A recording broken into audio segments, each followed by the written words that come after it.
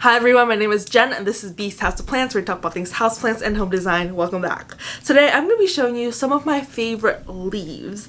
I'm definitely one of those people where I become like obsessed with like a single leaf on a plant, and that's like my favorite leaf ever. I used to do a series on this channel where I show you my favorite plants of the month, but I haven't been doing that for the past couple months because I've just been like super overwhelmed and have been really neglecting my plants. But we are back. I finally filled up my humidifier for the first time in probably like a month, and I put grow lights on my plant shelf. That has been a to-do list basically since like February or March. Now it's August, but we got it done. All right, so let me show you some of my top 5 favorite leaves. Okay, so the first plant I want to show you is right here on my plant shelf. Let me scooch some of these other ones out of the way. So this is an Aglaonema Chocolate. I first became aware of this plant on Winter Morgan's Instagram page. I really love her page. She's soil free, which is super cool. But she has one of these and I became immediately obsessed with it. This is my favorite leaf. Just look at that. It is like a cheaper alternative to the Aglaonema Pictum tricolor.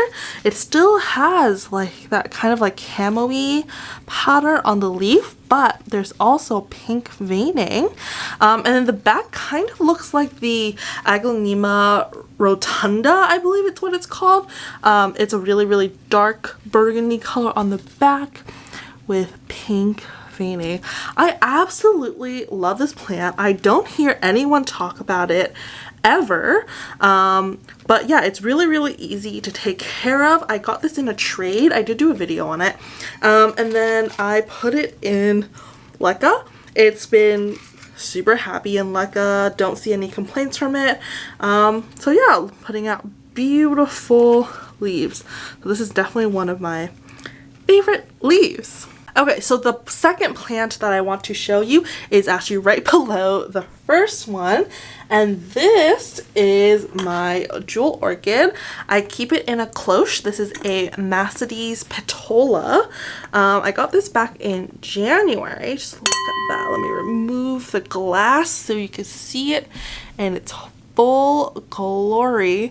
I feel like the camera never truly captures just how beautiful this plant is. In real life, it is like super shimmery. Ooh, and then I also have a teeny tiny baby one that's trying to grow right now. So I keep this in a cloche in sphagnum moss. It's been in sphagnum moss since January when I got it, and I feel like I'm probably gonna leave this plant permanently in sphagnum moss. It seems pretty happy to me, so I haven't really felt the need to move it to soil or anything like that. I also haven't fertilized this yet. Let me know what you guys use to fertilize your jewel orchids, because I just haven't fertilized mine because I'm scared that any fertilizer is going to be too strong for it. I just put in like a teeny tiny bit of water in here once it dries, but it really doesn't dry out all that quickly because it's covered. So this I consider to be pretty low maintenance actually. So yeah, that is the second leaf I wanted to show you. Okay, for the third plant I want to show you, we have moved over to the high maintenance section. I don't know if I've really shown you this yet. If you watch my vlog channel, you'll definitely have seen it because I just moved a bunch of furniture around. So now there's a bench right here, right by the window, and this is where I keep the humidifier. So this is like high maintenance section, and I feel like this one's an obvious one, but I definitely have to show you anyways, and that is my Monstera Constellation. So my Monstera Constellation has definitely been through quite a bit. I dropped it and they got super bent right here, and for a long time I thought that like it was done because the stem that snapped was the stem that was the newest one, but yesterday it started putting out a new leaf, and I could definitely like cry a sign of relief because this is one of my favorite plants. But the leaf I wanted to show you is this leaf. Look how freaking amazing that leaf is. The pattern makes it look almost like an elbow, but it's a Thai constellation, so I don't really have to worry about reverting, and so the variegation is stable. Look at that. Ugh. And there's no signs of browning on this leaf yet, so I am super happy about this. I have a video repotting this plant on my IGTV, so if you want to know what soil mix I use for this, it's on there, but it's my standard like soil mix. I have like so many videos about it. And I water it when it's completely dry. So right now in the summer, that's about once a week. But in the winter, it's more like once every 2 weeks. And lately I have been also giving it some fish fertilizer for fertilization. I am thinking about switching my soil plants to Fox Farm as well, because I use Fox Farm for all of my LECA plants, and there's like really no reason why I was giving different fertilizers to different plants. I just think I didn't just like really think about it. But I really like my Fox Farm fertilizer, so I'm thinking I'm going to switch all of my soil plants to that soon. Probably for the rest of this growing season before I switch back to fish fertilizer in the fall. Fish fertilizer is just like very gentle, versus Fox Farm is a synthetic fertilizer, so it's a little bit more strong, but it's the growing season right now, so I think we will make that switch soon. So yeah, this is one of my favorite leaves ever. Love that. Okay, so the fourth plant on this list is one that's a little bit more accessible. This is the Hoya Crimson Princess. I think this is one of the most like prettiest variegation ever. And the leaf that is my favorite is this one. Obviously when it first came out it was pink like all the other new growth, and so it was like gorgeous, but this is still my favorite leaf on this plant. Just look at that freaking variegation, and this is such an easy to care for plant. I honestly like hardly ever water it. In the winter time I probably water it like once a month.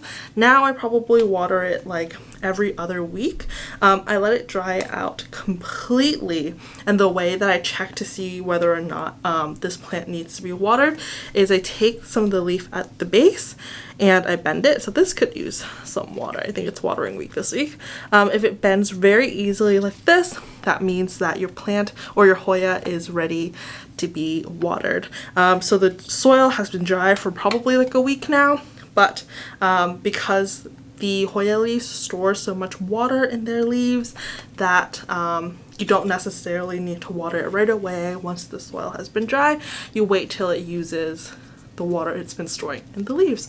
But yeah, that's definitely one of my favorite plants. Look at that freaking foliage.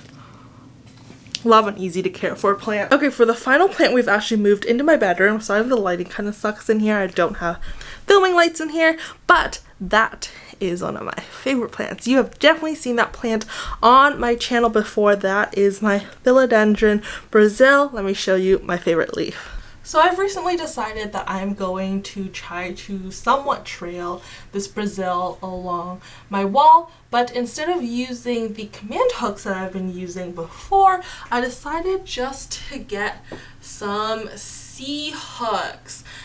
So these C-hooks, I screw them straight into the wall and then just kind of placed the vines into the hooks.